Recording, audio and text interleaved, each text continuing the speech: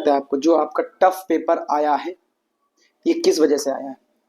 क्या कोई गलती है या जानबूझकर की गई साजिश? तो उसको मैं पूरा मैं समझाऊंगा, सारी चीजें फैक्ट टू फैक्ट बताऊंगा कि लास्ट अगर हम 5 साल की बात करें तो 5 सालों में सीबीएसई की क्या क्या गलती रही है मैं उनके बारे में बताऊंगा।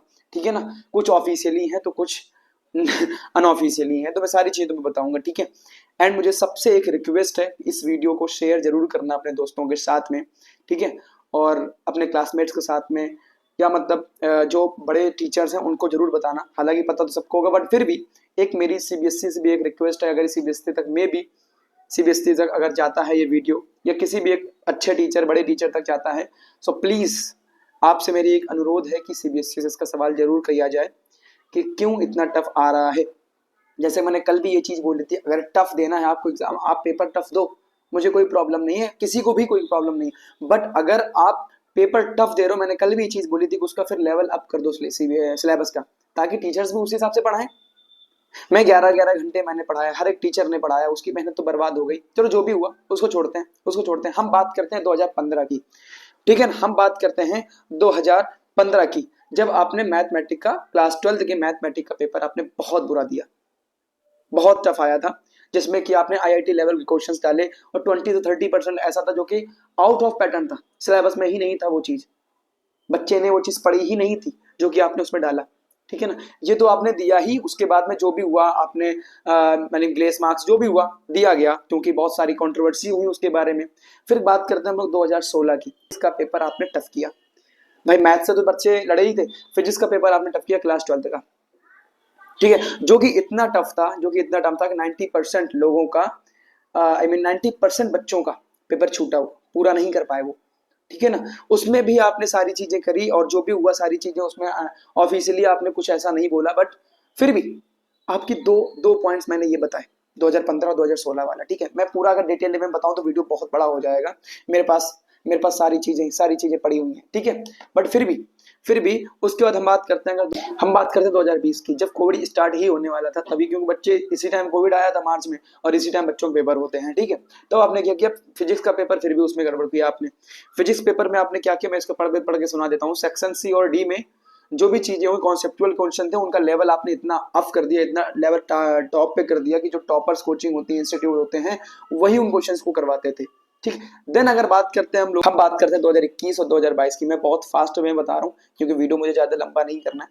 2021 और 2022 की बात करते हैं, तो उसमें क्या हुआ, उसमें आपने न्यू एजुकेशन पॉलिसी ला दी, जो कि 2 बार आपने पेपर लिए, उसमें 2 बार पेपर लिए आपने, जो कि टर्म 1 और टर्म 2 में लिए, जिसमें कि इंग्लिश और अकाउंट्स का तुमने किया। ठीक, देन उसके बाद आपने क्या किया कि उसके जो ऑप्शन थे, ऑब्जेक्टिव एमसीक्यूज, ऑप्शन उसके इतने अलग हो गए जो कि टीचर्स के आंसर भी नहीं मैच कर रहे थे उससे।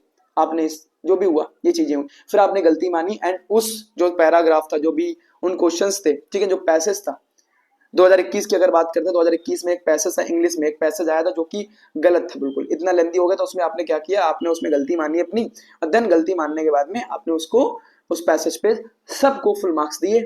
ठीक, देन अगर बात करते हैं, वही मैंने बताया अकाउंट्स और इंग्लिश के बारे में अगर बात करते हैं, तो उसमें भी आपने एमसीक्यूज के ऑप्शन सारे गलत हो गए, जो कि टीचर से भी मैच नहीं कर रहे थे।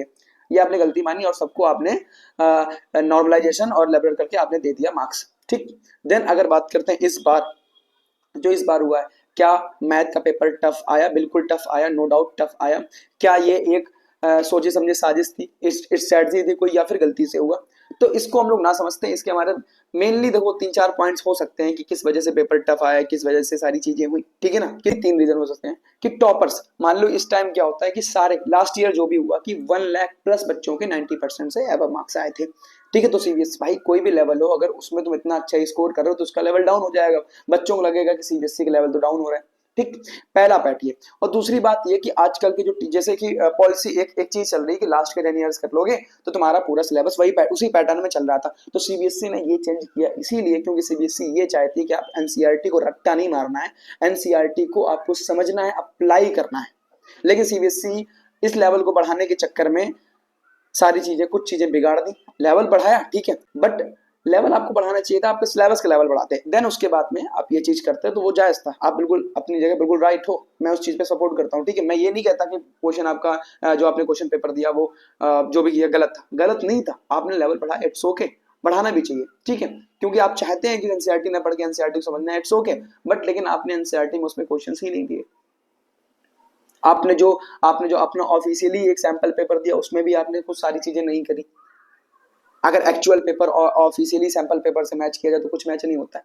लेकिन ये जो छोड़ते हैं, बात करते हैं हमारे पास दूसरा पॉइंट। जैसे तो बोर्ड ये चाहता है कि आप एनसीईआरटी को रट्टा नहीं मारना है, आपको एनसीईआरटी को समझना है, अप्लाई करना है।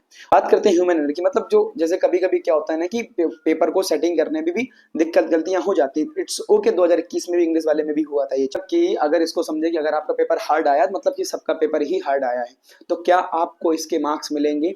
तो बिल्कुल आपको इसके मार्क्स मिलेंगे और आपको मार्क्स दिए जाएंगे, नॉर्मलाइजेशन होगा। और अगर बात करें तो तुम्हें मार्क्स मिलेंगे, अगर मान लो तुम्हारा कोई 5 नंबर का क्वेश्चन है तो उसमें 5 मार्क्स आपको दिए जाएंगे, तो टेंशन नहीं लेना है। तो ये इस वीडियो को अपने दोस्तों के साथ में बता दो, सारी चीजें क्लियर कर लो, ठीक है ना, ताकि उनके भी टेंशन फ्री हो जाए। और भी मैं टीचर से रिक्वेस्ट करना चाहता हूँ, जो हमारे टीचर रिस्पेक्टेड टीचर्स हैं, कि सर प्लीज आप और इस चीज को आगे बढ़ाओ, ताकि इस बार जो हुआ है, मान लो अगर इस बार सीबीएसई नहीं मानती है तो नेक्स्ट टाइम जब 2027 के एग्जाम्स होने वाले हैं तो प्लीज उनको, उन बच्चों को, उन बच्चे के साथ में ये चीज ना हो, ये नाइंसाफी ना हो, ठीक है। अगर कुछ भी गलत हो रह गया हो या कुछ भी गलत वर्ड मेरे से निकला हो, ठीक है ना, तो उस चीज की माफी चाहूंगा मैं। मेरी इंटेंशन सिर्फ और सिर्फ बच्चों की हेल्प के लिए, बच्चों के हित के लिए है। मुझे किसी से कोई कंट्रोवर्सी वाला कुछ मैटर नहीं है, ठीक है ना, मुझे किसी टीचर से कंट्रोवर्सी। बच्चे मेरे लिए सब के सब बहुत रिस्पेक्टेड टीचर्स हैं, सारे के सारे। और सीबीएसई बोर्ड अपनी जगह सही है, बट उसको इस तरीके से पहले बता देना चाहिए। प्रॉब्लम ये है, ठीक है। एंड लव यू ऑल बच्चों, प्लीज शेयर करना इस वीडियो को अपने दोस्तों के साथ में, अपने क्लासमेट्स के साथ में, ठीक है। कोई भी तुमको डाउट रहता है तो मेरे से पूछ सकते हो, ठीक। मैं कोशिश करूंगा कि इस चीज में मैं तुम्हारी हेल्प कर पाऊँ जिस हिसाब से मैं कर सकता हूँ, वीडियो बनाकर रिक्वेस्ट करके टीचर्स से, तो मैं जरूर करूंगा, ठीक है। और कुछ भी दिक्कत हो प्लीज कमेंट करना।